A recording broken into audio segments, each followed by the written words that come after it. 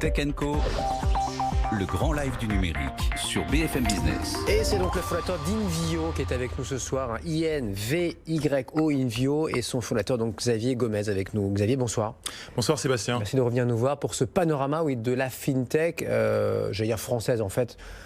Pas si française que ça, malheureusement, pas encore, ça vient, mais on a un petit peu de retard. On voit que ça reste dominé par d'autres et avant tout par Londres. On voit ça avec vous, donc Xavier, vous avez, alors désolé, hein, mais on est sur BFM Business, on peut se le permettre. Pas mal de chiffres et des noms aussi, alors il faudra parfois nous expliquer qui fait quoi, parce qu'il y a beaucoup de métiers différents finalement qui recouvrent la FinTech. Exactement, avec plaisir Sébastien.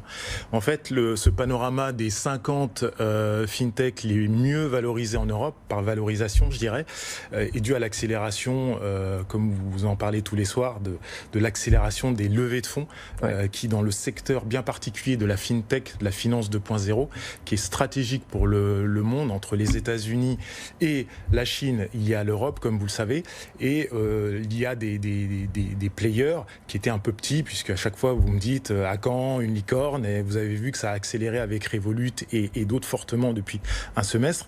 Il nous est apparu important à ce tournant un peu majeur de faire un panorama qu'on tient à jour sur notre site Invio Insight. Alors moi je suis même surpris à titre personnel parce que j'aurais pensé un peu comme la foodtech à une époque que ça allait se calmer, qu'il y avait une forme de bulle.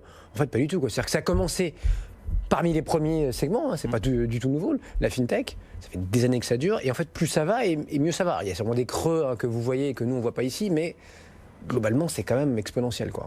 Ah oui, depuis le début de l'année, il suffit de voir, hein, ça touche aussi la FinTech française, mais le sujet est européen aujourd'hui, avec de très gros players comme Adyen, qui est coté en bourse, qui a une valorisation de 8,3 milliards et une capitalisation boursière de près de 20 milliards d'euros aujourd'hui.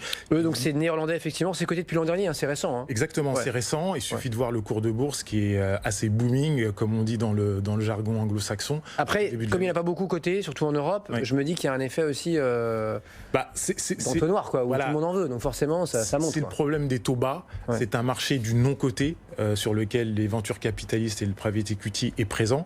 Ils ont beaucoup de cash, ils ne savent pas comment le valoriser, donc ils doivent investir dans ce type de société qui est, comme je vous le dis, majeur dans ce secteur-là. Donc on prend le top 50, effectivement. Alors en volume, là, on va dire, on va commencer par le plus simple.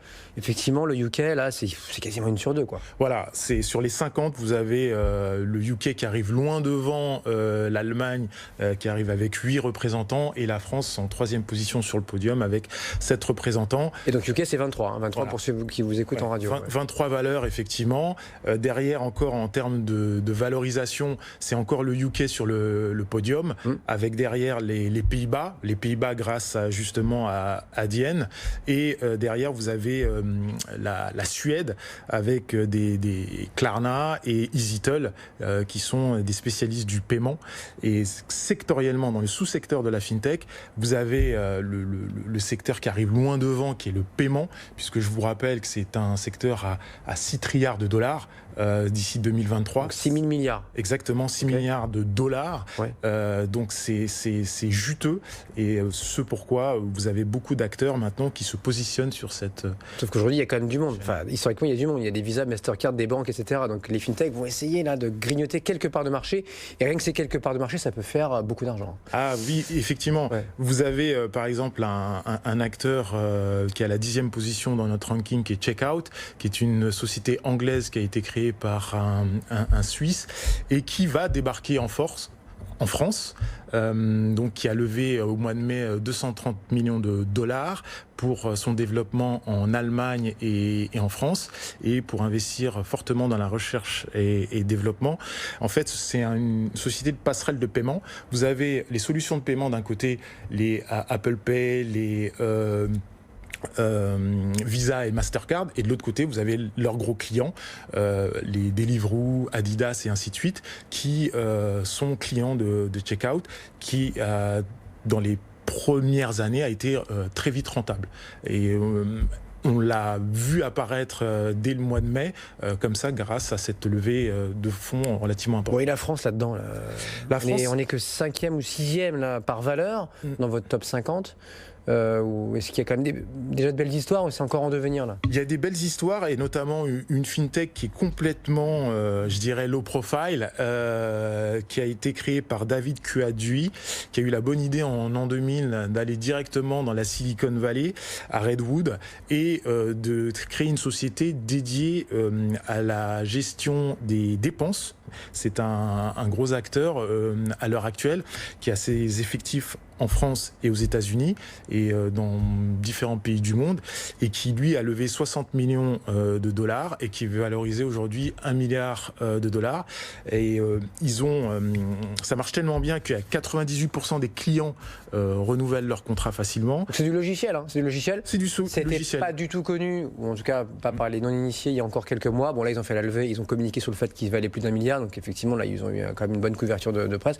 Est-ce qu'on peut dire qu'une boîte qui a 20 ans ou presque, c'est une start-up, c'est une licorne? Ou là on discute du sexe des anges là. On peut discuter effectivement du sexe des anges, mais bon, comme tous, de 2000 à aujourd'hui, ils ont un peu pivoté. Et maintenant, ils sont centrés sur un axe qui est quand même l'optimisation des dépenses des sociétés. Comme vous le savez, c'est dans les grands groupes, c'est majeur de couper les coûts dans les dépenses. Et eux, ils offrent une solution digitale qui vous permet d'économiser pas mal d'argent. Et moi, je considère effectivement que c'est une licorne. On se quitte avec les secteurs là, les plus représentés. Vous avez cité le paiement. Derrière, ça va être quoi alors? Le lending, le prêt, ouais. tout ce qui est prêt, crowdfunding, et derrière, après, les néobanques, ce sont les 3 sous-secteurs de la fintech. Les N26, tout ça, Conto, on en parlait juste avant. Revolut, oui. Et vous inquiétez pas, les licornes françaises vont arriver tôt ou tard. C'est une question de temps. C'est quoi, 2019 ou 2020?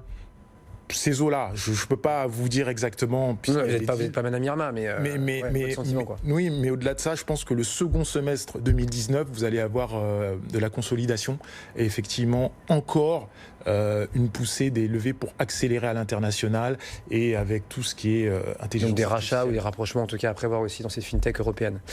Merci beaucoup Xavier Gomez avec nous ce soir pour Invio et donc ce baromètre sur la fintech européenne. On est là tous les soirs jusqu'à 22h. Tech & Co, le grand live du numérique sur BFM Business.